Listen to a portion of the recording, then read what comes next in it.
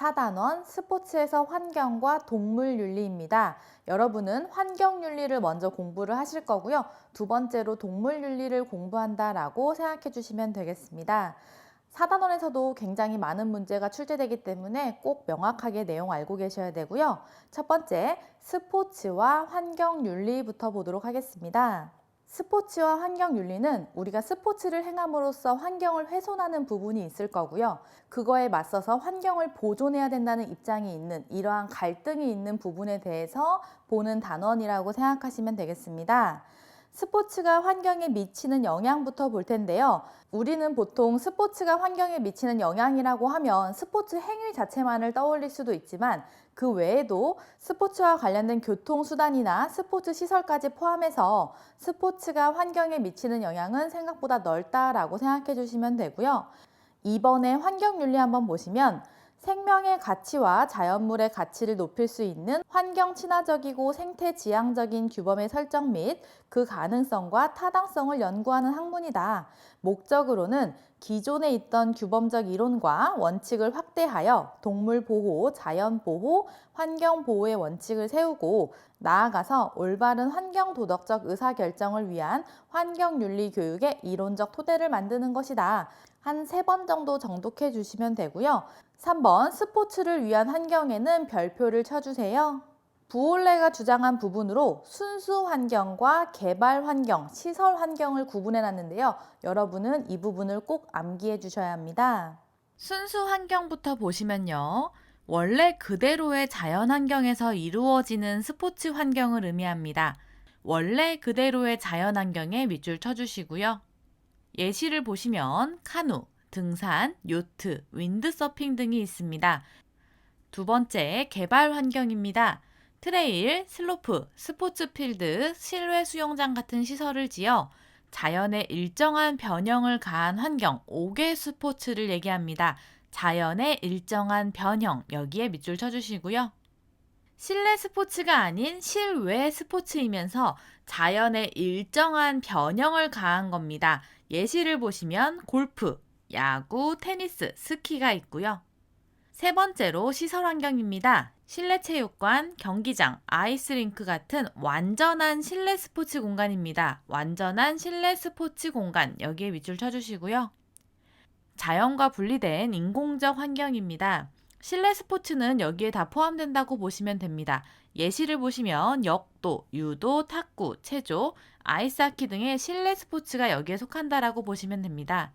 이러한 부분은 학자들마다 구분하는 내용이 다르기 때문에 부올레가 구분한 기준으로서 순수 환경, 개발 환경, 시설 환경을 여러분은 명확히 알고 계셔야 되는 거고요.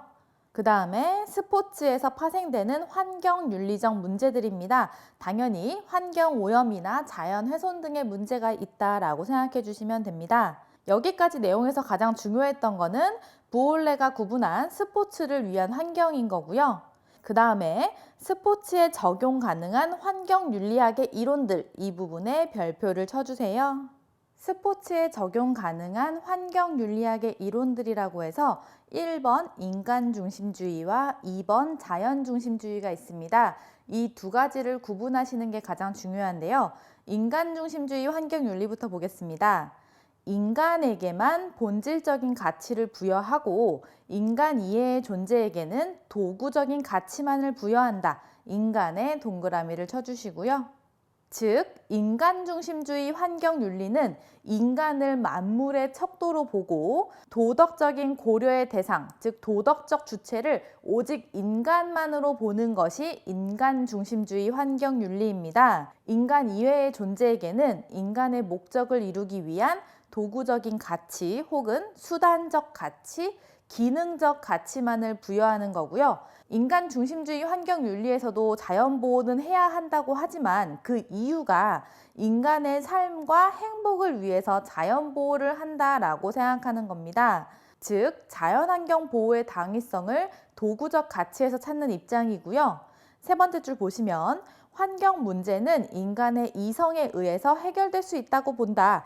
즉, 인간이 자연을 지배할 수 있고 자연은 인간에 의해서만 의미와 가치를 부여받는다라고 보는 입장이 인간 중심주의 환경 윤리인 거고요.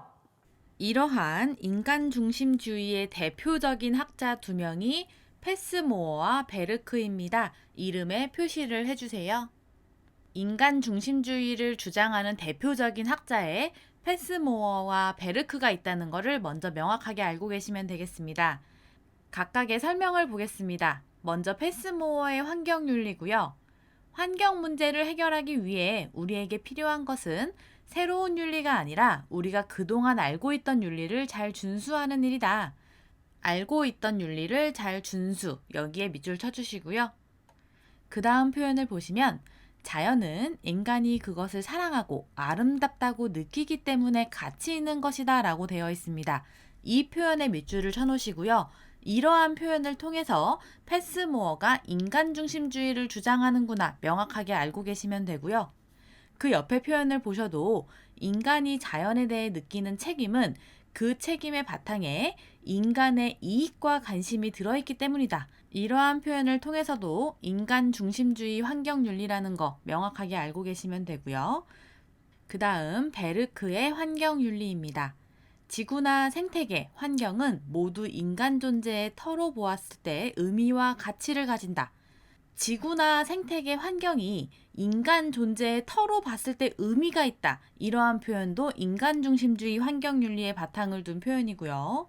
지구는 인간이 인간답게 살기 위해 아름답고 살기 좋은 곳이어야 한다. 지구는 인간의 거처일 때 비로소 의미를 가진다. 모두 다 인간 중심주의 환경윤리를 바탕으로 한 표현들이고요. 인간적 거처로서의 에쿠멘을 통해 지구에 대한 인간의 책임과 보전 근거를 제시한다. 자, 인간 중심주의의 대표적인 학자로 패스모어와 베르크가 있구나 명확하게 알고 계시면 되겠습니다. 2번 자연중심주의는 자연환경은 그 자체로 고유한 가치가 있기 때문에 보존되어야 된다라는 입장으로서 인간은 만물 가운데 하나일 뿐이라고 보는 입장이 자연중심주의입니다. 즉, 자연의 산물인 모든 생명체를 인정하고 그 모두에게 도덕적 대우를 해야 한다라는 입장이 자연중심주의인 거고요. 세 번째 줄 설명 보시면 인간은 만물의 척도가 아닌 자연 만물 가운데 하나일 뿐이라고 본다. 인간은 만물의 척도다라고 보는 게 인간 중심주의인 거고요. 그게 아니라 인간은 자연 만물 가운데 하나일 뿐이다라고 보는 게 자연 중심주의입니다. 자연환경은 인간을 위해서가 아니라 그 자체로 보존되어야 한다라는 입장이 자연 중심주의인 거고요. 자연 중심주의는 강조하는 윤리적 대상에 따라서 생명 중심주의와 생태 중심주의로 나눌 수 있습니다. 생명 중심주의를 먼저 보시면 생명에 주목합니다. 모든 생명은 그 자체로 존중받을 가치를 지닌다고 봅니다. 동식물을 포함한 모든 생명체를 존중하는 입장이 생명 중심주의이고요. 생태 중심주의는 미생물을 포함한 생태계 전체를 윤리적 대상으로 삼습니다. 생태계 전체에 밑줄을 쳐주세요.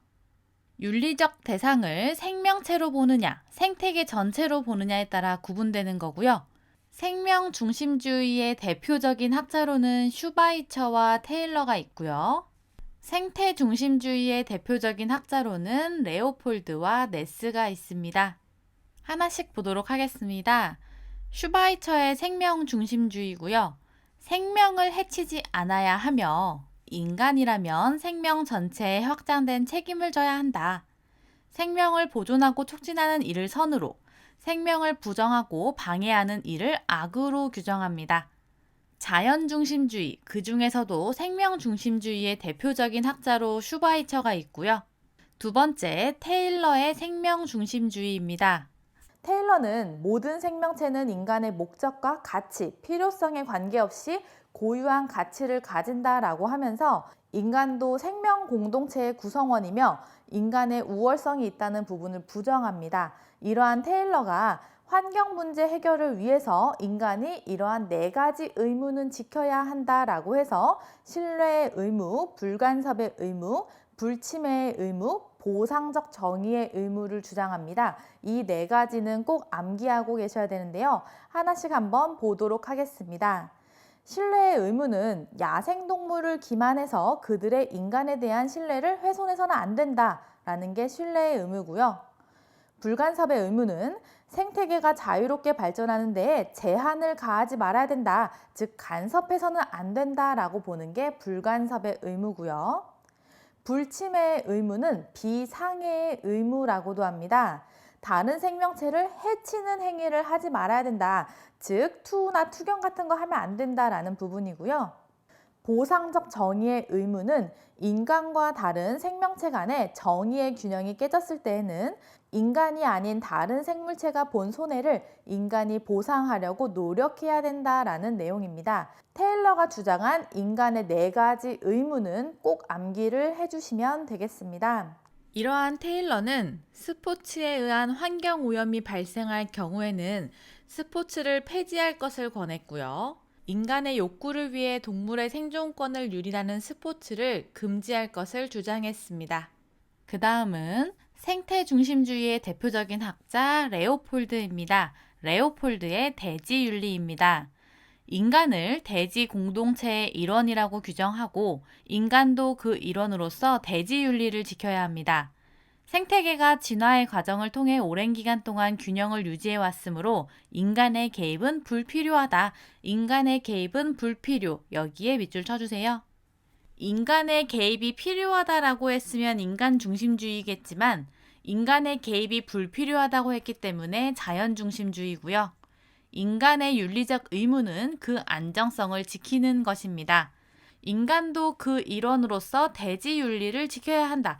대지윤리라는 표현이 나오면 레오폴드를 떠올리시면 되고요. 레오폴드는 생태중심주의 학자입니다. 이어서 네스의 심층적 생태주의입니다. 환경 문제의 근본적 해결은 자아를 확장하여 주변의 생물은 물론 그들의 서식지, 나아가 지구 전체의 생태계를 나의 영역으로 받아들일 때 가능하다. 서식지와 지구 전체의 생태계라는 표현이 나오면 생태주의다라고 보시면 되고요. 이렇게 형성된 큰 자아는 스스로를 자연의 일부로 보고 자연과 상호 연관하는 존재로 이해하게 됩니다. 모든 생명체는 상호 연결된 전체의 평등한 구성원이며 동등한 가치를 가지고 있다고 봅니다.